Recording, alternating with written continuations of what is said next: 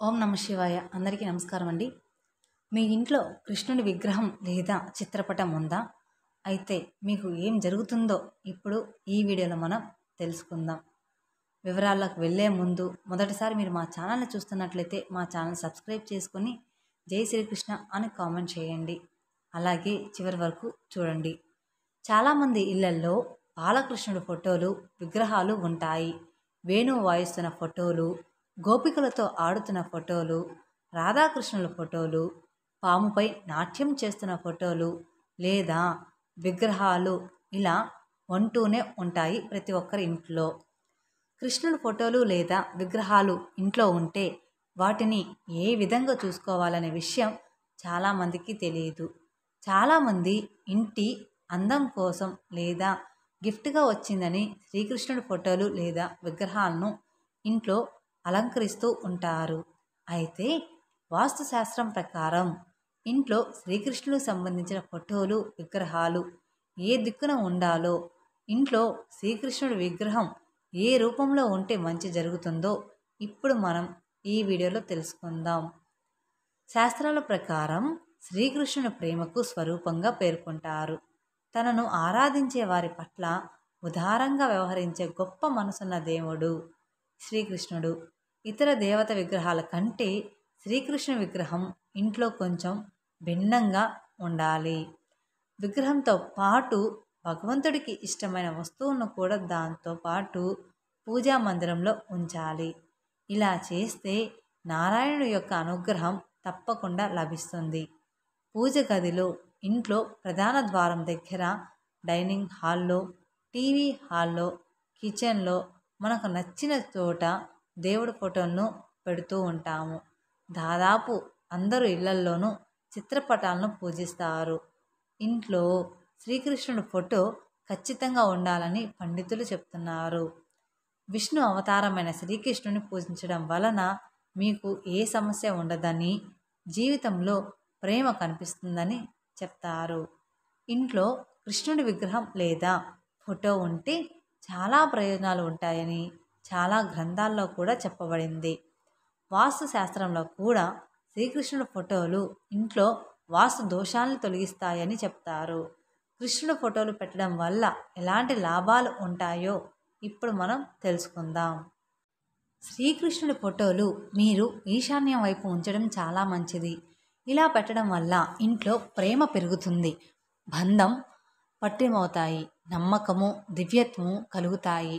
ఇంట్లో 12 సంవత్సరాల కన్నా తక్కువ వయసు ఉన్న పిల్లలు ఉంటే ఇంట్లో తప్పకుండా మాధవుడి ఫోటో ఉండాలి. తూర్పు వైపు శ్రీకృష్ణుడి ఫోటో ఉంచడం వలన ఇంట్లో సంపద కలుగుతుంది. శ్రీకృష్ణుడు చక్కని చిత్రాలు పెడితే ఇంట్లో దివ్యశక్తి తెలుస్తుంది. అదేవిధంగా శ్రీకృష్ణుడు గోవర్ధనగిరిని ఎత్తిన చిత్రాన్ని దక్షిణ దిశలో పెట్టడం వల్ల మీకున్న సమస్యలన్నీ కూడా దూరమైపోతాయి. ఇలా చేయడం వల్ల ప్రమాదాలు, విత్తులు తొలగిపోతాయి. శ్రీకృష్ణుని చిత్రపటాలు పెట్టడం వల్ల దుష్టశక్తులు నశిస్తాయి. మీ ఇంట్లో శ్రీకృష్ణుడు వేణువు పట్టుకొని ఉన్న ఫోటోలను పెట్టడం వలన చాలా మంచి జరుగుతుంది. మీ ఇంట్లో కృష్ణుడు వేణువు పట్టుకొని ఉన్న ఫోటో ఉంటే మీ ఇంటి వాతావరణమే మారిపోతుంది. ఇది ఇంట్లో సానుకూల శక్తిని సృష్టించడానికి సహాయపడుతుంది కూడా. ఇంట్లో దుఃఖం తొలగిపోతుంది. ఇంట్లో ఆనందం ఎప్పుడూ కూడా ఉంటుంది. మీరు ఫోటోకు బదులుగా ఇంట్లో వేణువును కూడా ఉంచుకోవచ్చు. సుదర్శన చక్రాన్ని పట్టుకున్న శ్రీకృష్ణుడి ఫోటోను ఉంచడం వల్ల ఇంట్లో సానుకూల శక్తి పెరిగిపోతుంది. నెగిటివ్ ఎనర్జీని నాశనం చేస్తుంది. రాహు ప్రభావం తగ్గి దుష్పరిణాలు తగ్గి ఇల్లు ప్రశాంతంగా ఉంటుంది. భార్యాభర్తలు చక్కగా ఉండాలంటే, వారి బంధం 10 కాలాల పాటు చల్లగా ఉండాలంటే సులభమైన వాస్తు చిట్కాను సూచిస్తున్నాము. ఎందుకంటే మీకు వివాహమై మీ జీవితంలో ప్రేమ రసాన్ని కలపాలంటే మీ ఇంట్లో రాధాకృష్ణుల చిత్రపటం పెట్టుకోవాలని వాస్తు నిపుణులు చెప్తున్నారు. రాధాకృష్ణుల చిత్రం వాస్తు శాస్త్రంలో ఎంతో పవిత్రమైనదిగా పరిగణిస్తారు. అలాగే ప్రేమకు చిహ్నంగా కూడా భావిస్తూ ఉంటారు. రాధాకృష్ణుల చిత్రపటం ఉంటే ఆ ఇంట్లో అనేక రకాల వాస్తు దోషాలు తొలగిపోతాయి. కస్తూరి సంతానం ఆనందాన్ని కోరుకుంటే పడక గదిలో శ్రీకృష్ణుడి బొమ్మను ఉంచడం చాలా మంచిది. మీరు బాలకృష్ణుడి ఫోటో కూడా పెట్టుకోవచ్చు. అలా పెట్టుకోవడం వల్ల అంతా కూడా మంచే జరుగుతుంది. దానిని తూర్పు పడమర గోడలపై ఉంచాలి. అయితే మీ పాదాల వైపు ఉండకుండా చూసుకోవాలి. అలాగే రాధాకృష్ణుల చిత్రపటం పెట్టేందుకు కూడా నిబంధనలు ఉన్నాయి. వాస్తుశాస్త్రం ప్రకారం రాధాకృష్ణ పెయింటింగ్స్ లేదా చిత్రాలను లివింగ్ రూమ్లో ఉంచకూడదు. గదిలో ఈశాన్య దిశ వైపు దేవతా చిత్రాలను వేలాడతీయడం ఉత్తమంగా చెప్తారు. అయితే రాధాకృష్ణ ఫోటోలు గదిలో నైరుతి దిక్కున ఉంచితే భార్యాభర్తల మధ్య నమ్మకము నిజాయితీ ఉంటుందని చెప్తారు. అలాగే రాధాకృష్ణుడి విగ్రహం అయితే హాల్లో రాగానే ఎదురుగా కనిపించేటట్లు ఉంచుకోవాలని వాస్తు పండితులు కూడా చెప్తున్నారు. తల్లి పిల్లల మధ్య మంచి అనుబంధం ఉండాలంటే యశోద శ్రీకృష్ణుని ఫోటో ఇంటిలో ఉండాలి. చాలామంది కృష్ణుడి ఫోటో లేదా విగ్రహం కొనేటప్పుడు కొన్ని విషయాలను అస్సలు పట్టించుకోరు. కృష్ణుడి చిత్రపటం లేదా విగ్రహం కొనేటప్పుడు అందులో నెమలి పింఛం, గోవు పిల్లలు, గోవు ఉన్నాయో లేవో చూసుకోవాలి. అలాగే మీరు ఏ గదిలో శ్రీకృష్ణుడి విగ్రహం పెట్టినా ఆ విగ్రహం దగ్గర వెన్నను కృష్ణుడికి నైవేద్యంగా తప్పనిసరిగా పెట్టాలి. ఇంట్లో రాధాకృష్ణుల చిత్రపటానికి లేదా విగ్రహానికి ఎట్టి పరిస్థితుల్లో తులసిని సమర్పించకండి. ఇంట్లో మీరు ఏ గదిలో కృష్ణుడి విగ్రహం పెట్టినా ఇది తప్పనిసరిగా పాటించాలి. మీరు ఇంట్లో కృష్ణుడి విగ్రహం పెట్టుకోవాలి అనుకుంటే ఆ విగ్రహాన్ని ఒక మనిషిలాగా భావించాలి. అప్పుడే మీకు ఇంట్లో అంతా కూడా శుభం జరుగుతుంది. ఎంత కష్టం వచ్చినా కూడా తీరిపోతుంది. కష్టం వచ్చినా సుఖం వచ్చినా ఆ కన్నయ్యతో మీ బాధను చెప్పుకోవాలి. అతిథిగా చూసుకోవాలి. ప్రతిరోజు వెన్న కానీ కలకండ కానీ కృష్ణునికి నైవేద్యంగా సమర్పించాలి. వారంలో ఒక్కసారి అయినా కృష్ణుడి విగ్రహానికి తామర పువ్వులను సమర్పించాలి. అంటే అవి మనకి దొరికితే అందుబాటులో ఉంటే. మరి కృష్ణుడి విగ్రహం ఇంట్లో పెట్టుకుంటే సరిపోదు. ఆ విగ్రహానికి చక్కగా సేవలు కూడా చెయ్యాలి. దుమ్ము వంటి పట్టకుండా చూసుకోవాలి. ఇంట్లో కృష్ణుడి పటం ఉన్నా విగ్రహం ఉన్నా ఈ నియమాలను తప్పనిసరిగా పాటించాలి. అలాగే వీటితో పాటు ఇంట్లో కొన్ని వస్తువులు విగ్రహాలు పెట్టుకోకూడదు. వీటిని ఉంచడం వల్ల ఇంట్లో ఉన్న సానుకూల శక్తి బయటకు వెళ్ళిపోతుంది. మరి ఆ వస్తువులు ఏమిటో కూడా ఇప్పుడు మనం ఈ వీడియోలో తెలుసుకుందాం. పూజ గది విడిగా లేని వారు పంచముఖ ఆంజనేయ స్వామి వారి ఫోటోను పెట్టుకోకూడదు. హనుమంతుడి ఫోటో కానీ విగ్రహం కానీ ఏదైనా సరే పూజ గది విడిగా లేని వారు ఉంచుకోకూడదు. సూర్యుడి విగ్రహం ఇంట్లో పెట్టుకోకూడదు. ఆయనే ప్రత్యక్షంగా కనిపిస్తారు కాబట్టి నేరుగా నమస్కరించుకోవాలి. ఉగ్ర రూపంలో ఉన్న నరసింహస్వామి ఫోటో కానీ విగ్రహం కానీ ఉంచుకోకూడదు.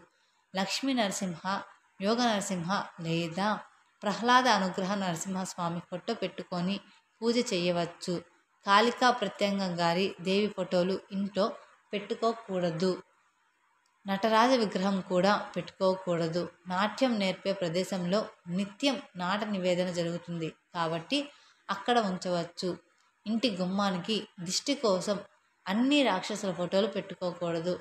ఇలా పెట్టడం వల్ల ఇంటి యజమాని తరచూ అనారోగ్యం పాలు అవుతూ ఉంటారు. అందుకని మనకి ఏది దొరికితే అది ఇంటి ముందర కట్టేయకూడదు. ఇంటి గుమ్మం పైన వినాయకుడి ఫోటో కానీ దిష్టి యంత్రం ఫోటో కానీ పెట్టడం చాలా మంచిది. నిత్య పూజలో ఉన్న విగ్రహాలు పాడైపోయినప్పుడు వాటిని పూజ గదిలో నుండి తీసి వేసి గుడిలో పెట్టండి లేదా పారే నదిలో పెట్టండి. ఇంట్లో పూజించే వినాయకుడి విగ్రహంలో తొండం ఎడమవైపు ఉండాలి. అలాగే విద్యాలయాలు ఎడ్యుకేషన్ ఇన్స్టిట్యూషన్లో ఉండే వినాయకుడు విగ్రహానికి తొండం కుడివైపు ఉండాలి. వ్యాపారం చేసే ప్రదేశంలో నిల్చున్న వినాయకుడు మాత్రమే ఉండాలి. అలాగే ఇంట్లో ఎక్కడ కూడా లక్ష్మీదేవి ఫోటో నిల్చున్నట్లుగా ఉండకూడదు. లక్ష్మీదేవి పచ్చ రంగు చీరతో అటు ఇటు ఎనుగులు ఉన్న ఫోటోకి గృహస్థులు పూజించడం చాలా మంచిది. పూజ తర్వాత దేవుడి దగ్గర పెట్టిన నైవేద్యం పూజ అయ్యాక వెంటనే తీసేసి ప్రసాదంగా స్వీకరించాలి. మీరు చేసిన పూజకు దేవుని అనుగ్రహం ప్రసాదం రూపంలో మీరు స్వీకరించాలి. పూజ గదిలో ఎంత ఖరీదైన విగ్రహాలు ఉంచినా పూజ గదిలో గోడకి పసుపు రాసి, వైష్ణవులు అయితే నామకొమ్ముతో, తిరుమల శైలి అయితే అడ్డ నామాలతో, శక్తువులు అయితే పసుపు రాసి మధ్యలో గౌరీ తిలకం బొట్టుగా పెట్టాలి. ఇలా ప్రతి ఒక్కరూ కూడా ప్రతి ఒక్కదానికి ఒకటి ఉంటుంది. ఆకుతో కానీ తమలపాకుతో కానీ గోడకు పసుపుని రాసి నామాలు పెడతారు. మీరు ఎంత ఖరీదైన పూజ వస్తువులు ఉంచినా గోడకు ఇలా నామాలు పెట్టి పూజించడం మన హిందూ సాంప్రదాయం. చాలా కుటుంబాలు ఈ సాంప్రదాయాన్ని ఇప్పటికీ కూడా అనుసరిస్తూ ఉంటారు. అప్పుల బాధలు తీరాలంటే కొబ్బరి నూనెతో ప్రతిరోజు ఇంట్లో దీపారాధన చెయ్యాలి. ఇంట్లో గొడవలు తగ్గాలి అంటే ఆముదంతో దీపారాధన చేయాలి. నిత్యం లక్ష్మీ కటాక్షం కోసం ఆవు నెయ్యితో దీపం పెట్టాలి. అలా పెట్టడం వల్ల ఇంట్లో కూడా అన్నీ మంచిగా జరుగుతాయి. శత్రుపీడలు, ఆస్తి వివాదాలు, ఇంట్లో వారి అనారోగ్యం తొలగిపోతుంది. తెలుపు నువ్వులు నూనెతో దీపారాధన చెయ్యాలి. మనం చేసే పూజలో పచ్చిపాలను నైవేద్యంగా పెట్టకూడదు. ఒకరు మెడలో వేసుకున్న రుద్రాక్షలను ఇంకొకరు ధరించనే కూడదు. దేవుడి దగ్గరకు, పెద్దవాళ్ళ దగ్గరకు పిల్లలు ఉన్న ఇంటికి వట్టి చేతులతో వెళ్ళకూడదు. మీ ఇంట్లో అతిథి ఉన్నప్పుడు వారికి పెట్టకుండా ముందు మీరు తినకూడదు. మొదటిసారి ఎవరైనా ఇంటికి భోజనానికి వచ్చినప్పుడు వారు ఒక్కసారి వడ్డించిన ఆహారంలో లేపకూడదు. అంటే కూర్చున్నాక అసలు లేవకూడదు. రెండోసారి కాస్తైనా సరే పెట్టుకోవాలి. అలా ఒక్కసారి లేస్తే ఆతిథ్యం ఇచ్చిన ఫలితం దక్కదు. ఇంట్లో తరచుగా సాంబ్రాణి ధూపం వేస్తూ ఉండాలి. తద్వారా మీ ఇంట్లో నెగిటివ్ ఎనర్జీ తొలగిపోతుంది. అలాగే ఇంట్లో గాలి శుభ్రం అవుతుంది. ఎప్పుడూ కూడా ప్రశాంతమైన వాతావరణాన్ని ఇస్తుంది. అలాగే గుడికి వెళ్ళినప్పుడు కూడా కొన్ని నియమాలు పాటించాలి. దేవుడు గుడికి వెళ్ళినప్పుడు గుడి వెనక్కి భాగం బలిపీఠం దగ్గర తాకడం కానీ, తల ఆనించడం కానీ చేయకూడదు. బలిపీఠం దగ్గర అర్చకుడు తప్ప ఎవరూ ఏది అక్కడ పెట్టకూడదు. గుడిలో దేవుడికి అర్చకులు తప్ప ఎవ్వరికి నమస్కారాలు చేయకూడదు. ముఖ్యంగా అందరూ కూడా కాళ్ళు అవన్నీ పట్టుకుంటూ ఉంటారు. రాత్రిపూట తల చిక్కు తీయకూడదు. అలాగే స్త్రీలు జుట్టు విరబూసుకొని ఇంట్లో తిరగకూడదు. పెరుగు చేతితో చిలకూడదు. నీరు, పాలు, నెయ్యికి అంటూ ఉండదు. ఇవి ఎక్కడి నుండైనా ఎవరి నుండైనా తీసుకోవచ్చు. లక్ష్మీదేవి అనుగ్రహానికి పూజలు ఉన్నాయి. లక్ష్మీదేవి నివాసం పాలు, లక్ష్మీ స్థానాలు అనేకం ఉన్నాయి. అలాగే జ్యేష్ఠాదేవి అనుగ్రహం ఎలా పొందాలి? జ్యేష్ఠాదేవి నివాసం పులిహోర, జ్యేష్ఠాదేవి స్థానాలు కూడా అనేకం ఉంటాయి. ఇలాగా ప్రతిదీ కూడా మనం తెలుసుకోవాలి. పులిహోర చేసి దేవుడికి నివేదన చేస్తే జ్యేష్ఠాదేవి పెట్టే కష్టాల నుండి ఉపశమనం లభిస్తుంది. పులిహోర చేసి ప్రసాదంగా పంచిపెడితే జ్యేష్ఠాదేవి శాంతిస్తుంది. అందుకే పెద్దవాళ్ళు వారానికి ఒక్కసారి అయినా పులిహోర వండుకునే వాళ్ళు అలా వండుకొని దానిని పంచిపెడితే చాలా మంచిదని సూచిస్తున్నారు. మన నిత్య జీవితంలో ఎన్నో నియమాలను పాటిస్తే లక్ష్మీదేవి అనుగ్రహం మనపై ఎల్లప్పుడూ ఉంటుంది. అలాగే విగ్రహాల విషయాల్లో, దేవుళ్ళు చిత్రపటాల విషయంలో కూడా తగిన జాగ్రత్తలు తీసుకుంటే చాలా చాలా మంచిది అని మన జ్యోతిష్య శాస్త్రాలు చెప్తున్నాయి.